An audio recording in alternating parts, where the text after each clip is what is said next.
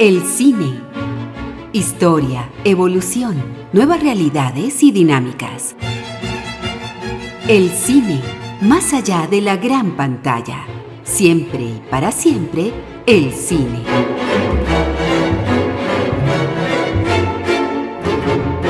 En Cámara FM, Radio Cinema.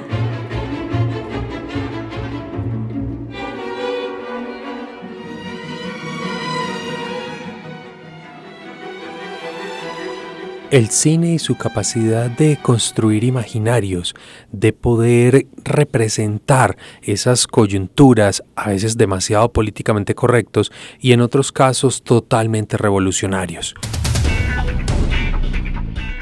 Bienvenidos a Radio Cinema. Mi nombre es Andrés Murillo, docente del programa de cine del ITM. Y en el programa de hoy comenzamos con una película recién en estreno que se convierte en estas últimas entregas previa a los Oscar y que está nominada a Mejor Película precisamente en una categoría que pareciera que se cuela, que llega a último momento, no tiene muchas nominaciones, pero está bastante importante. La película Ellas Hablan, Women Talking, de la directora Sarah Polley. Esta película cuenta con un reparto de lujo dentro del mundo femenino. A la cabeza, Frances McDormand, esta ganadora del Oscar, hace un papel secundario pequeño, pero ella también ejerce como productora ejecutiva de la película junto con la firma de Brad Pitt y quien es una de las principales impulsadoras, en este caso, de la mirada de la directora. También participan como actrices Rooney Mara, Claire Foy, la que ubicamos de la serie de televisión The Crown, interpretando a la reina Isabel cuando era joven,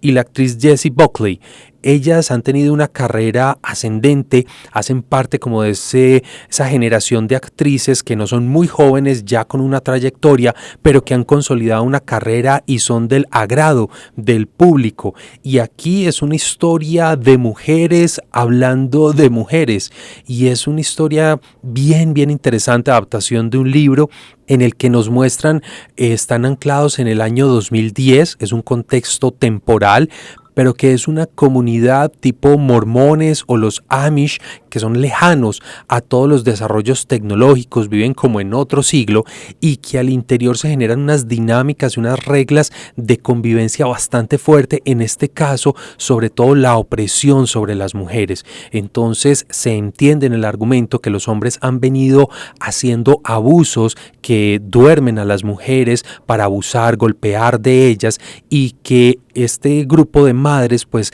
ante estos hechos se quieren rebelar, no quieren que sus hijos, hijas sufran esos mismos vejámenes que han venido viviendo durante generaciones. Entonces tenemos un grupo de mujeres que deben decidir el futuro de toda la comunidad femenina al interior de esta comunidad, y que tenemos en este grupo de discusión mujeres ya avanzadas, mujeres muy adultas, las madres y unas jóvenes, unas adolescentes, y en esos tres aspectos, en algunos momentos, desde mi visión, parecía que estuviéramos al interior de la mente de una mujer, donde las diferentes voces, posturas, es precisamente desde la mujer cómo afrontar esta situación, o si no bien al interior de una mente femenina, es al interior de una matriz. Es como una pequeña burbuja atemporal donde estas discusiones femeninas se han dado, y viene el contraste muy interesante que la propuesta de la directora, y es precisamente discusiones que no pierden vigencia, todo lo contrario,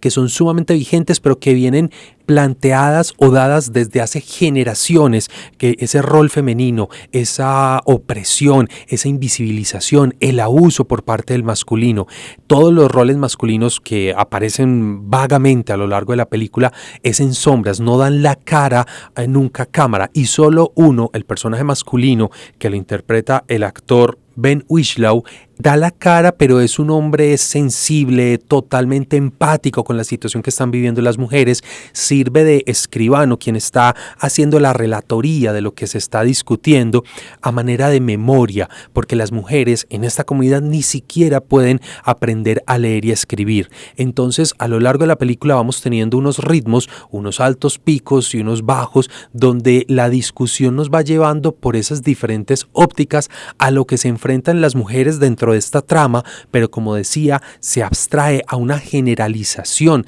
del rol femenino en la la sociedad y cómo no necesariamente solo es la opresión del masculino, que sí, claro, es muy fuerte, está presente, no es minimizar esto, sino también la misma confrontación de las mujeres consigo mismas y cómo deben liderar, tomar otro tipo de decisiones precisamente para que esas situaciones cambien. Un momento, una frase muy bella, una discusión alrededor de la idea es huir o irse, porque una de las posibles soluciones que están discutiendo las mujeres es si debían salir de la comunidad, pero en qué figura, huyendo o simplemente yéndose. Y desde ahí se plantean precisamente esas coyunturas como mujeres ante estas situaciones y el legado, lo que quieren dejar como huella para quienes se están quedando o para esas futuras generaciones. La incertidumbre de lo desconocido si se van, que es otro componente muy interesante. Y cuando esto lo traemos a planos un poco más concretos, podríamos decir actuales de nuestra realidad, es la misma discusión cuando una mujer se encuentra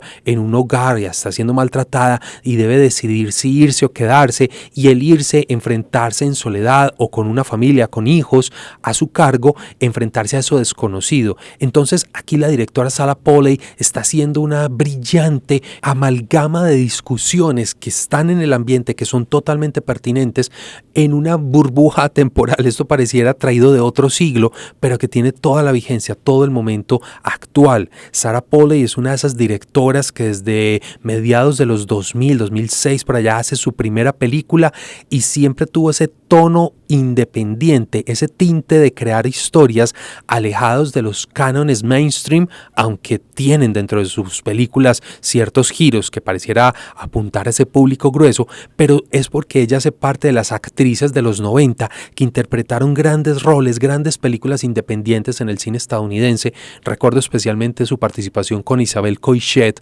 la directora española, en la película Mi vida sin mí, fantástico relato. Y aquí Sarah Polley pues ya empezaba a despuntar junto a la mano de Isabel Coixet esas figuras femeninas que hoy están siendo muy representativas dentro de la industria de Hollywood. Y finalmente destacar dentro de esta película elementos que, aunque no están siendo reconocidos con nominaciones en los Oscar, son bastante acertados. Uno, la fotografía, muy bien llevada, ambiente marrón, tirando oscuro, bastante tétrico para ciertos momentos e iluminador para otros, es decir, va muy acompasado con esas emociones, con esas discusiones que estaban llevando a cabo estas mujeres. Y dos, un montaje que, si bien el guión en algunos momentos pareciera caer, el montaje me logra sostener la película en ese punto de giros, de ir y volver en las discusiones y mantener durante algo más de hora y 40 esas discusiones, esas reflexiones profundas, donde no es solamente una trama de acción-reacción, los cánones clásicos de estructuras de películas, sino que nos lleva mucho más a esa reflexión de interpretación, de una puesta en escena dirigida por una directora con una visión, una misión quizás clara de mandar un mensaje a una sociedad contemporánea. Woman Talking, de Sarah Polley.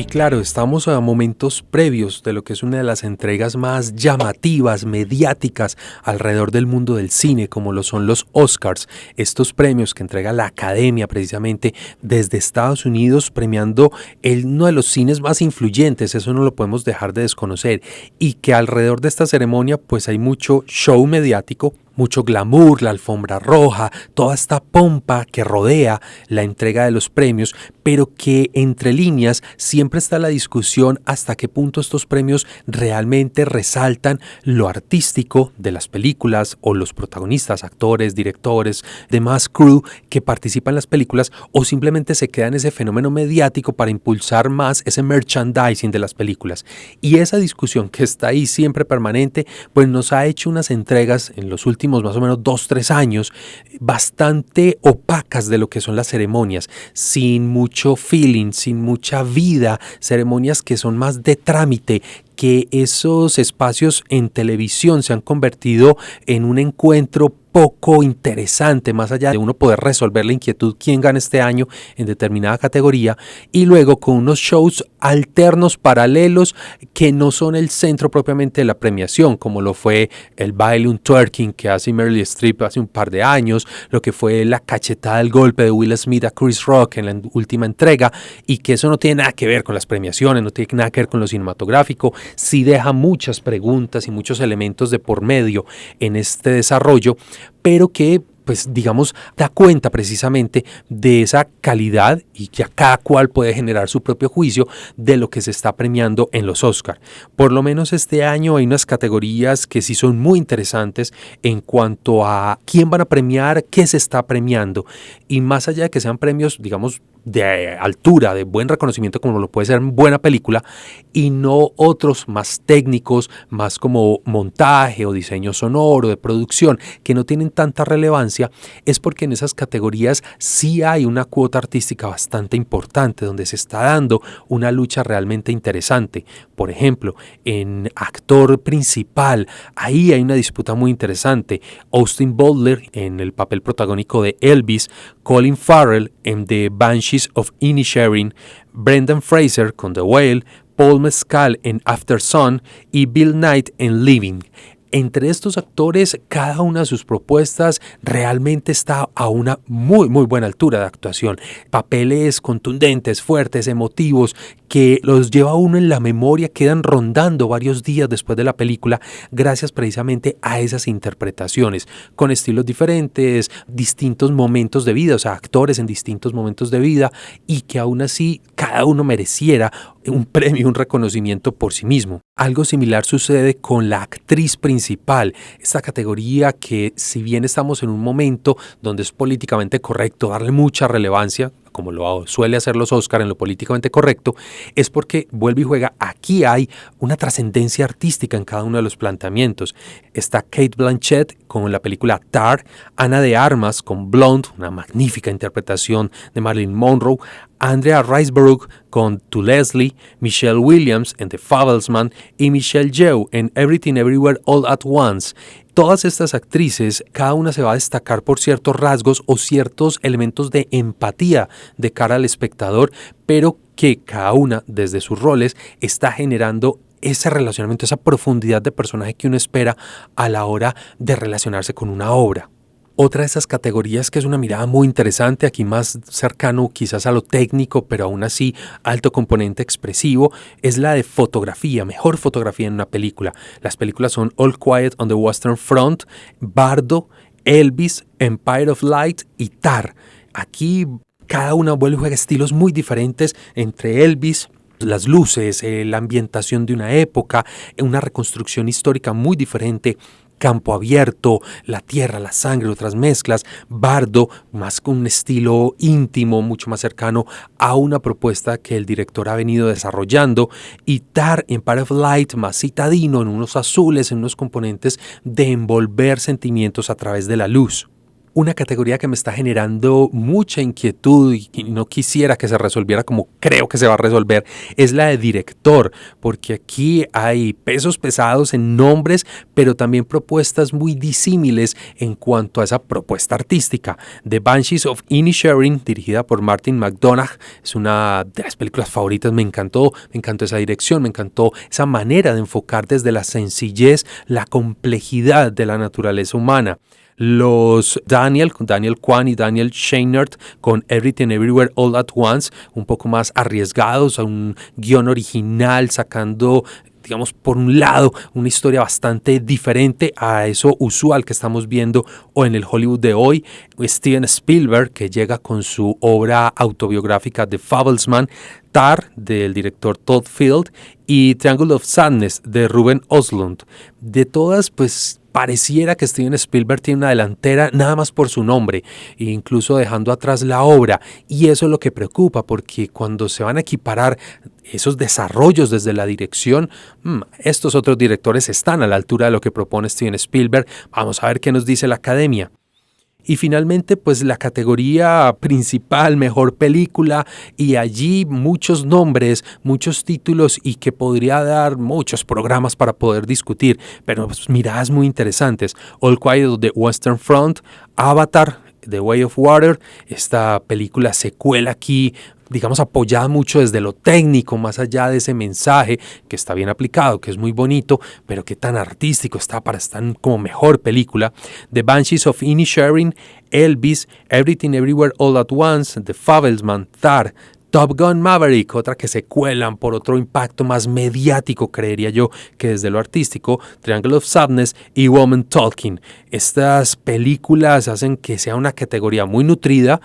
particularmente bastantes títulos en competencia, y que pues tuvimos la seguidilla de estrenos de muchos de ellos, reestrenos de otras, Elvis, Everything, lo volvieron a poner en cartelera, pero que precisamente era poder tener fresco en la memoria cada una de esas propuestas. Y la gran ausente en la categoría sería The Whale, la de Darren Aronofsky, que se roba otras categorías, está acaparando la atención, pero no quedó en esta categoría. Entonces seguramente haremos un repaso ya con las premiaciones listas en el programa, pero que evidentemente nos muestra que va a ser un año muy interesante desde ciertas discusiones académico o mediático. Películas por regiones. La mirada de Ulises nos muestra que las medianeras entre casas, ciudades, países y regiones se llenan con cine. Hablemos de cine en el mundo.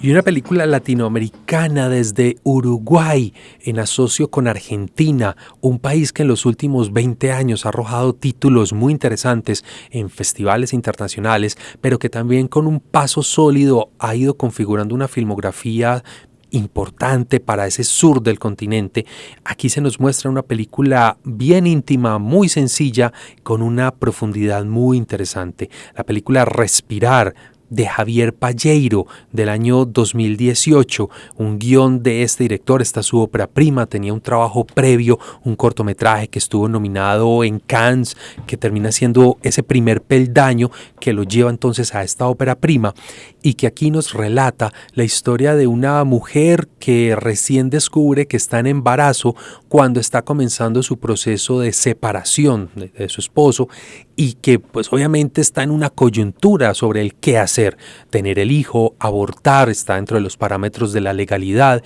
entonces no es desde allí sino más esa confrontación moral y esa presión social que debe vivir por sobre todo la figura masculina, el esposo, el padre, unas amigas, donde el deber ser y el camino que debe seguir pues marcan una diferencia muy interesante y cómo lo hemos reflejado a través de la película.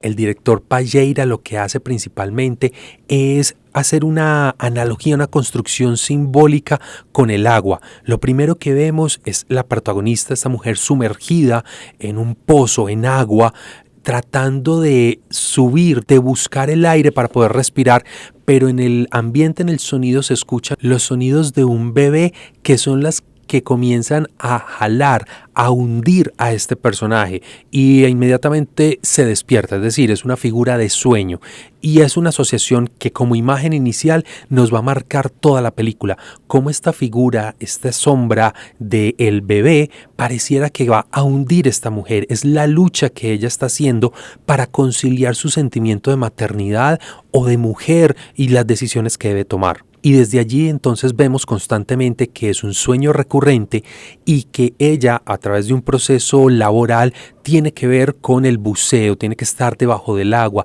constantemente es una lucha que pareciera asfixiarnos, que ese azul que la envuelve va tomando diferentes matices entre un pozo profundo, oscuro o un pozo de salida, de luz y brillo.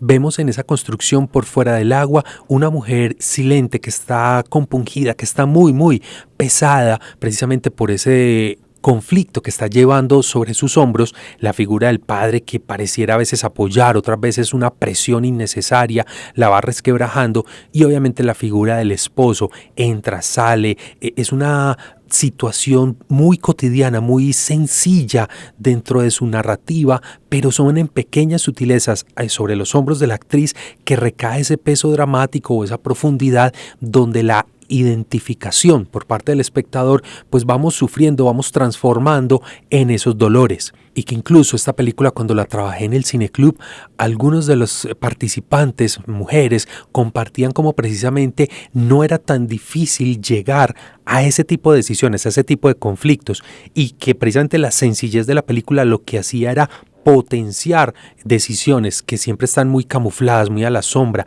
muy en la soledad de la intimidad de cada mujer, pero que requieren esos gritos, que requiere ser contado. Entonces aquí el director Palleiro lo que hace es evidenciar algo cotidiano que no se habla mucho, que está muy presente, y cómo ese trasegar tiene efectivamente unos dolores. No voy a hacer mucho spoiler de cómo termina, hacia dónde adelanta la historia, pero evidentemente esta confrontación que vive la mujer y su resolución da un respiro, da una buena sensación de este film que te lleva por las emociones hacia una resolución acompañando el personaje. Respirar, de Javier Palleiro, Uruguay. Y en Prime, una película de estas mainstream que buscan generar un poco de impacto mediático, quizás consolidarse para pensar una franquicia, y muy de esa línea estilo John Wick. Me recordó mucho más del mismo productor de John Wick, la película Nobody, una línea de alguien que tiene un pasado tormentoso, tiene experiencia militar, manejo de armas, algo así, viene del mundo oscuro, de los bajos mundos, que ahora está tratando de hacer una redención social, o que ese pasado lo atormenta y por eso quiere cambiar su rumbo y se enfrenta nuevamente a escenarios nefastos. Una estructura que ya conocemos relativamente muchas películas de estas de acción recientes, la hemos visto ahí, y que ahora nos enfrentamos a una nueva entrega, un nuevo enfoque, aquí protagonizada por Adrien Brody, un actor que en lo personal me gusta mucho, siempre como interpreta, así sea lo más personal, íntimo, lo más doloroso, como sería El pianista, una obra máxima para él, otro tipo de papeles mucho más comerciales, aquí en la película Clean, del director Paul Solet. Entonces aquí el personaje de Andrew Brody, que es un clean, limpiador literal, tiene un trabajo como manejando un camión de basura, tiene otros trabajos secundarios, se rebusca la vida reparando objetos, y que va cayendo poco a poco en un contacto con una mafia o un negocio ilícito con un tipo bastante malo, y terminan enfrentados. Por unos flashbacks poco a poco a lo largo de la película nos van reconstruyendo ese pasado, ese dolor que arrastra el personaje principal y que hace que precisamente pues tenga muchas dudas de eso que va a hacer en el presente, o dolores que no le permiten hacer ciertas acciones, rabias contenidas para luego desatar toda esa ira. Es decir, es una seguidilla que ya sabemos cómo se resoluciona para la historia, extrema violencia, pero que en este caso se destaca precisamente desde la actuación de Adrien Brody, esa mesura o ese punto dramático que vuelve humano y creíble lo que quizás está un poco lejano desde esa ficción, fantasía, película de acción. Acompañado con Glenn Fletcher, que es como el antagonista, un actor que quizás cuando lo vean ahí mismo uno lo va a ubicar siempre del lado de los antagonistas, y aquí pues un poco más desatado, más fuerte en su mirada, en su ira, en sus acciones para cobrar justicia por su propia mano, y en un rol paternal pues fuerte, quiere meterle por los ojos a su hijo el negocio ilícito, en fin, y poco más. Son pocos personajes que entran y salen, pero que el centro está pues obviamente en este Adrien Brody, este personaje de Clean, cómo las situaciones lo van avasallando y esa ira empieza a aflorar. Entonces esta película que está en plataforma, Clean, de Paul Solet, se convierte en un punto de referencia, una más, para ir sumando en este repertorio de películas de una violencia estilizada. Banda sonora. Sea con una bailarina en la oscuridad o cantando bajo la lluvia, la música en el cine transporta a otras vidas. Hablemos de bandas sonoras. Y para nuestro soundtrack de final de programa Claro que sí, de la película de estreno Woman Talking, la canción Speak Up, que es interpretada por Hildur Guðnadóttir y que hace parte de pequeñas melodías que van acompañando de una manera casi imperceptible todo este drama. Son muy sutiles y en los momentos de fuerte presencia musical están resaltando un flashback, unos momentos de coyuntura en esas historias que acompañan a las mujeres que han sido abusadas, golpeadas, una historia bastante fuerte desde la sutileza de la narrativa femenina de Sarah Polley, la directora. Entonces la canción Speak Up del soundtrack Woman Talking. Hasta acá, Radio Cinema. Mi nombre Andrés Murillo, docente del programa de cine del ITM y para más reseñas mi canal de YouTube Cine Placebo. Hasta un próximo programa.